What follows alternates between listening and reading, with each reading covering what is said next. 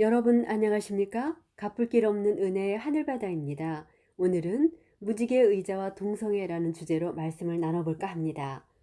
얼마 전 저희가 자주 가는 쇼핑센터의 정문 바로 앞에 저렇게 생긴 의자가 생겼습니다.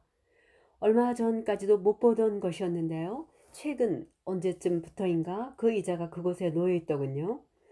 처음에 저는 너무나 예뻐서 어머 이렇게 예쁜 무지개 의자를 누가 두었네 라며 기뻐했었지요.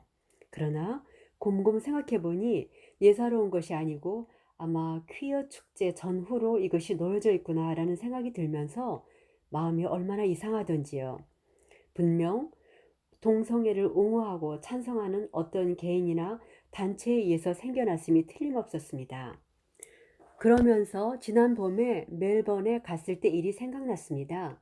기차를 타고 멜번 중심가를 조금 벗어나 어느 역에 멈췄는데 창밖에 한 사람은 호주인이고 또 한 사람은 아시아계로 보이는 젊은 여대생이 서 있더군요. 그 다음 순간 두 젊은 여성들은 갑자기 부둥켜 안고는 매우 열정적인 키스를 하는 것이었습니다.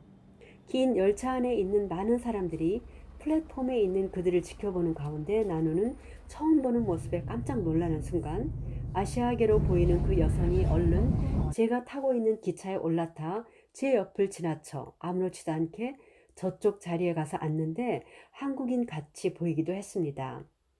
물론 동성애가 합법화되어 혼인신고도 합법적으로 할 수 있는 이곳이지만 저는 결코 유쾌하지 않은 심정으로 얼마 동안 마음이 불편해 왔었지요. 또 이런 커피점이나 골목들에 당당하게 무지개 색의 천이나 페인트를 칠해 자신들이 동성애자임을 나타내는 커밍아웃을 표한 곳도 심심찮게 볼 수가 있습니다. 또 작년에는 시드니의 어느 한국인 목사님이 동성애는 이제 전 세계적인 추세이기 때문에 이것을 거슬릴 수가 없어 곧 받아들여야 할 것 같다고 하는 소리를 들은 적도 있습니다. 그동안 저기 할리우드의 영화 배우들에게나 일어난 것인 줄 알았었지만 2015년 미국의 대법원의 판결에 의해 동성애는 합법적인 것으로 인정되는 사상 초유의 엄청난 일이 벌어지고 말았지요. 이미 미국의 여러 주에서는 실행되고 있었으며 유럽의 여러 나라들에서도 그 장벽이 무너진 지 오래되었지만 세계 최강국이라 일컫는 미국의 헌법으로 규정되는 것을 기회로 공공연하게 소수자 인권 보호라는 이름으로 본물 터지듯 전 세계로 커밍아웃의 물결들이 퍼져가고 있습니다. 우리 한국에서도 어느 남자들의 동성 결혼식 장면이 매스컴을 통해 친숙하게 우리에게 다가오면서 많은 찬반의 논란이 일었었고 요즘은 일선 학교에서 이것을 필수 코스로 가르친다고 들었습니다.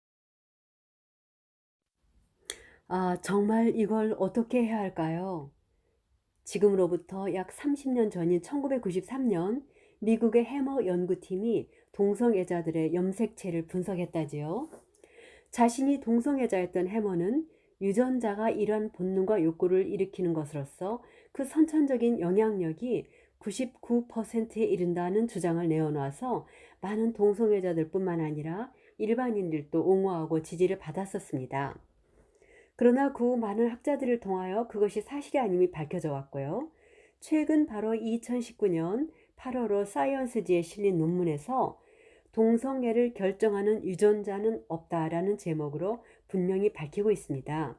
즉, 이 연구에 참여한 국제공동연구진은 밝히기를 유전적 변이가 누군가의 성적 지향을 결정하지 않는다.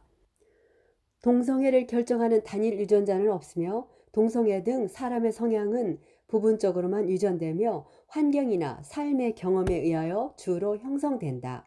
결론적으로 동성애와 관련한 5개의 유전자 변이를 발견했지만 이들이 동성애에 미치는 영향은 1%에도 못 미친다라는 결론을 내렸습니다. 태초에 우리의 창조주 하나님께서 에덴 동산을 아름답게 꾸미신 후에 여섯째 날 만물의 영장인 인간, 하나님의 형상을 닮은 사람 아담과 이브를 창조하셨습니다. 그리고는 남자가 부모를 떠나 그 아내와 연합하여 둘이 한 몸을 이루라는 이 지구 역사상 최초의 결혼의 질서를 세우셨습니다. 그러나 소돔과 고모라와 그 이웃 도시들도 저희와 같은 모양으로 간음을 행하며 다른 색을 따라가다가 영원한 불의 형벌을 받음으로 거울이 되었느니라. 죄악이 관영한 소돔을 유황불로 멸망시키신 하나님께서는 이스라엘 백성들을 가나안으로 인도하시면서 다시금 자세히 인간의 본분이 무엇인가를 가르치십니다. 너는 여자와 교합함 같이 남자와 교합하지 말라. 이는 가증한 일이니라. 누구든지 여인과 교합하듯 남자와 교합하면 둘 다 가증한 일을 행함인즉 반드시 죽일지니 그 피가 자기에게로 돌아가리라.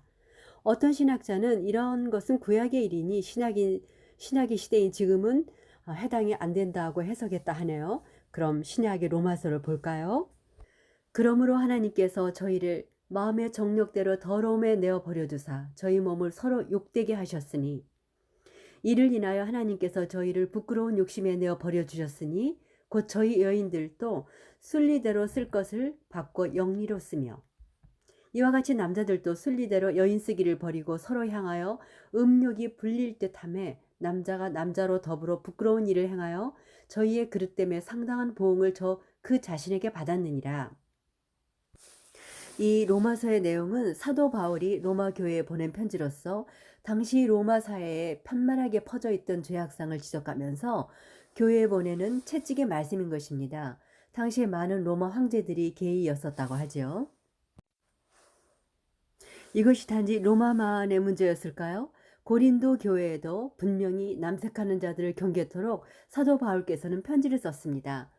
불의한 자가 하나님의 나라를 유업으로 받지 못할 줄을 알지 못하느냐. 미혹을 받지 말라. 음란하는 자나 우상 숭배하는 자나 간음하는 자나 탐색하는 자나 남색하는 자나 라고 분명히 지적하고 있습니다.